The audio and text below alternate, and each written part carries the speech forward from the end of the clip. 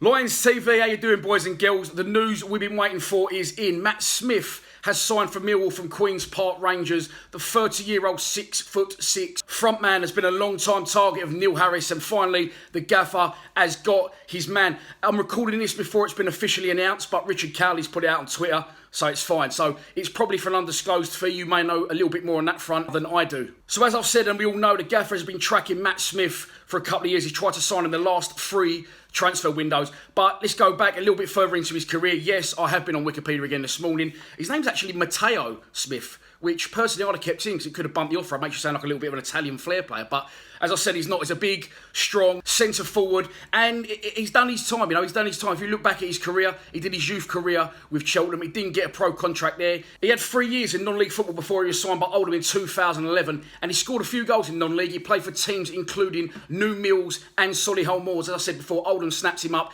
in 2011. His scoring record as a whole isn't great. He seems to progress quite slowly, and maybe one of those players that's coming on a bit later in his career. He was only at Oldham for 2 years, and as I've said, his goal scoring record wasn't fantastic. After that, he made the step up, and Leeds saw something they liked in him, and he spent time at Leeds and Fulham, whilst at Fulham getting loaned out to Bristol City, where he banged in 7 in 14. So he can do it in this division. And of course, then he joined Queen's Park Rangers. So even before this has been announced, I've seen a little bit of stuff online when the rumours started, and a few of our fans are unhappy because they're saying, well, fuck him, you know, we tried to buy him before and he didn't want to come to us. He wasn't getting in the QPR side at some point last season. I'm not sure whether that was before Holloway was sacked or when McLaren was in charge.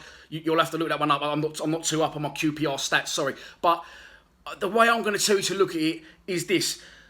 Everyone's saying, he didn't want to sign for Millwall. Well, fuck him, he wanted to stay at QPR.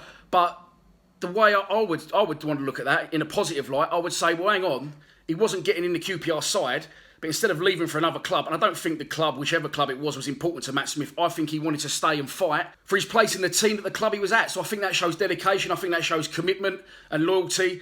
And listen, I don't know, I'll be honest with you, I don't know too much about Matt Smith. Obviously, he's very tall, so he's going to be very physical. He's a big old lump, and he was very physical with our centre-halves in the back end of last season. We played him at home in midweek. So you let me know what you think about Smith in the comments below, because I'll be honest with you, I don't know too much about him. I've watched a Twitter video online today of him scoring a few goals, as you'd expect, a lot in the box, big strong headers from crosses. Again, more controversy and arguing online, fans saying, well, that's it, we're going to go back to the 4-4-2 now, we're fucked. I think the 4-4-2 works for us.